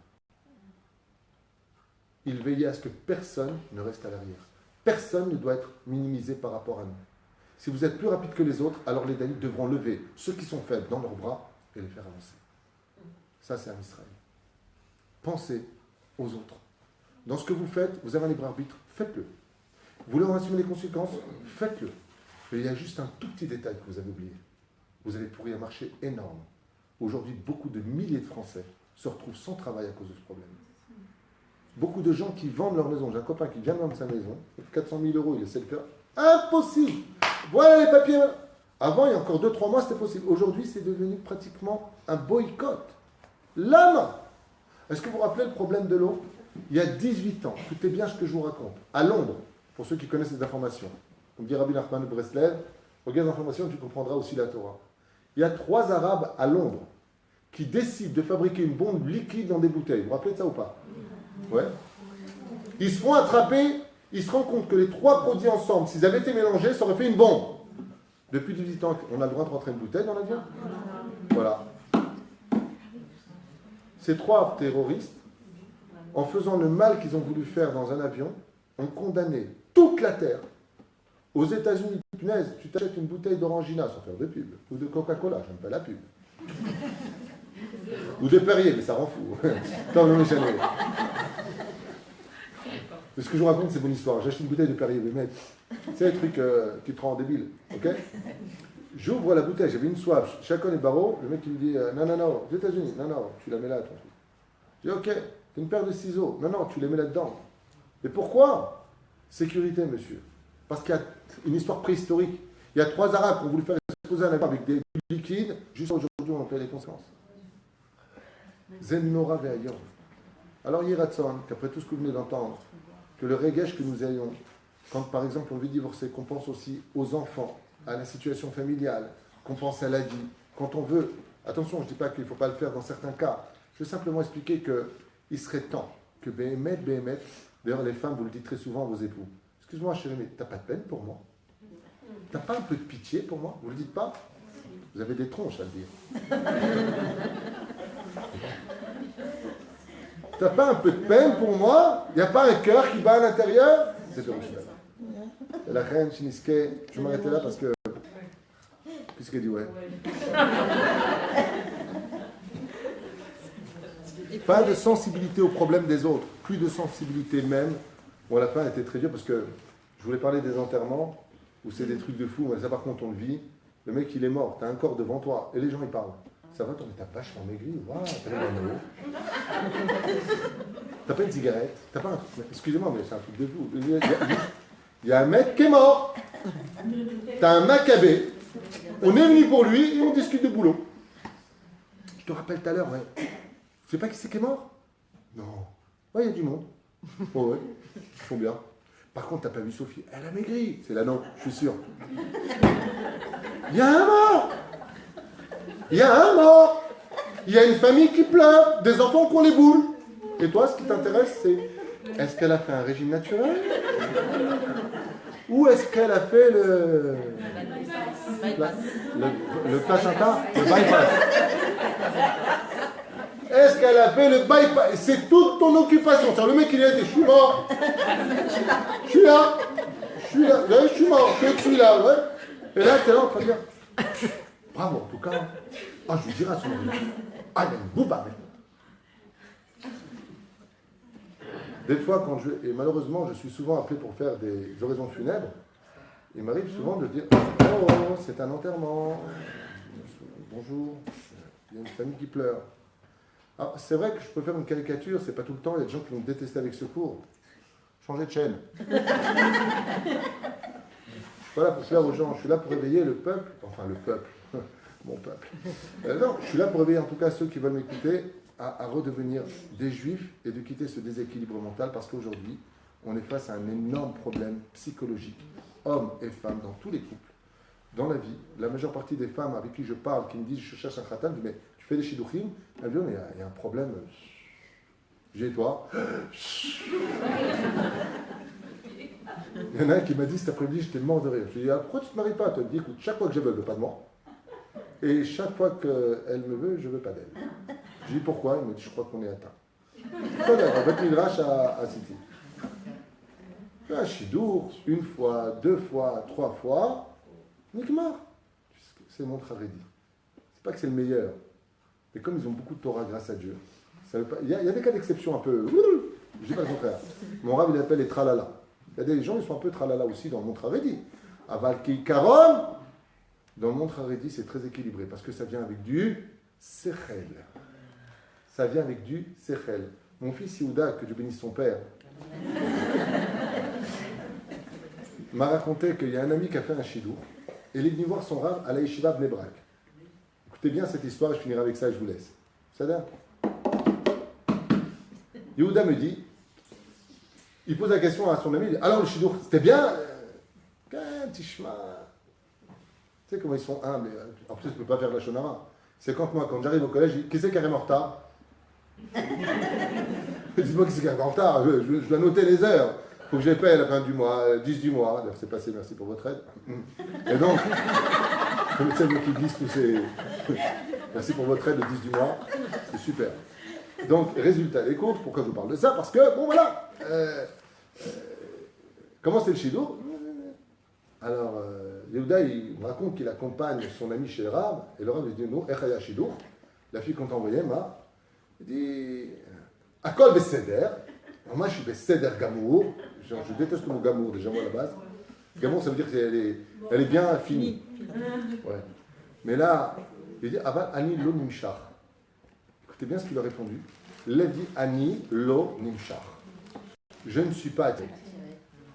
Le Rav lui a répondu, pourquoi t'as acheté une vache? T'as acheté un meuble? Mais c'est Ani Lo Nimshar. Il lui a dit dans le judaïsme, cette notion de dire je ne suis pas attiré, j'ai pas le truc, il dit ça dans le Talmud, effectivement dans le Talmud, mon fils m'a montré ça aussi, c'est dit pour les behemoths. Ah ouais? Ouais. Les animaux. C'est pour les animaux. Dans le judaïsme, on épouse avec le sechel. Qui est ta famille? Voilà ce que je suis. Qui es-tu? On fait enquête, circuit, inspecteur gadget. Ça, c'est le cours sur les animaux. Zéro. Une fois que c'est bon, une fois qu'on voit que tout concorde, et c'est pour ça que dans le monde travail, c'est un truc de fou. Un chidour, 2 chidours, 3 chidours, date fixée, on se voit plus jusqu'à la date, on se marie, on apprend ce qu'on a de pré-mariage. Tu dis ça dans les temps modernes d'aujourd'hui, où 50% des couples divorcent, tout le monde te dit c'est des malades, ces gens-là. C'est les meilleurs mariages du monde. Ils ont des enfants, ils sont très heureux, ils sont très respectueux en général les uns des autres. 7% de divorce par rapport au monde chilonique, 50% de divorce. 7% de divorce monde haredi, 50% de divorce non haredi. C'est les chiffres officiels de la rabbanout. C'est-à-dire, résultat, qu'est-ce qu'on a comme truc? Seched. Après qu'on s'est marié, regesh. Maintenant que j'ai compris avec mon intellect comment l'utiliser, je peux, maintenant que tu es ma femme, lâcher tous mes sentiments pour toi. Je vais apprendre à t'aimer. Nous, qu'est-ce qu'on fait? On va s'aimer sur une étoile. Et après, qu'est-ce que j'ai fait de t'épouser? Je commence à voir. Parce que si l'amour rend aveugle, le mariage rend la vie. Ah bah ouais. Ah bah résultat des cours, tout le monde pleure après. Mais comme l'autre, il s'est marié avec sa femme, je ne sais pas que tu es si petite que ça en fin de compte. Je suis aveugle ou quoi? לכן שנזכה בעזרת השם להיות ערבים זה ואהבת לרעך כמוך ונתון תיתן, et qu'on apprenne surtout à contrôler notre regesh, notre sensibilité qui souvent n'a pas lieu d'être. Quelqu'un qui se dit être humble, sachez-le, c'est quelqu'un qui contrôle une sensibilité quasi pratiquement inexistante pour le service d'Hachem. C'est-à-dire tu peux le vexer en public au soleil. Tu m'as vexé, je ne supporte pas, tu. Dans l'absolu, c'était le cas de Rabbi Nachman de Breslev, ces gens-là étaient tellement effacés pour eux-mêmes que la sensibilité intériorisée personnelle, il l'avait tellement détruite qu'il n'existait plus. Ça a été le cas de Moshe Rabbeinu. Moshe Rabbeinu lui dit, t'es un imposteur, Paul Alpana, il tombe sur sa face. Ah, pardon, tu veux le poste, prends-le. Moi, je m'excuse, Dieu m'a demandé, sinon je n'aurais jamais pris. C'est pas ce que je voulais. C'est une sensibilité qui est tellement élevée qu'elle est complètement annulée. La sensibilité est dirigée vers le peuple d'Israël, mais elle est annulée en ce qui concerne sa propre personne. Quand quelqu'un me dit souvent, bah attends, t'as vu comment il me parle? Mais t'as vu comment il me dit? Je dis, mais pour qui tu prends, toi? Qui tu es, toi, pour dire, t'as vu comment il me? C'est que tu t'estimes beaucoup. Ta sensibilité est mal placée. Réfléchis bien, place ton regesh, mais tu ne pourras y arriver qu'avec beaucoup de Torah en toi, avec un rav au-dessus de toi, avec une Baruch Hashem, une vie avec le sourire, et tu verras qu'après tout ça, Bezrat Hashem, dans cet univers, tu arriveras à placer les sentiments là où tu dois les mettre, et ton sechel là où tu dois le mettre. La vie, c'est comme une armoire. Quand tu veux vite trouver tes habits, si tu sais exactement où tu mets tes chemises, tes chaussettes, tes slips, tu n'auras pas de problème pour t'habiller. Mais si tu mélanges tout dans ton armoire, pour sortir un pull, tu vas sortir toute l'armoire, et tu vas être très énervé. C'est exactement comme ça que fonctionne le cerveau humain. Si tout est mélangé, sentiment, regesh, intellect, ça finit par des discussions qui veulent rien dire. Oui, je veux divorcer, mais je ne peux pas vivre sans toi, on fait quoi? Ça va être dur là. Colto. Juste, tu peux rappeler. Tu peux retrouver ce cours sur Torah Vous pouvez trouver ce cours sur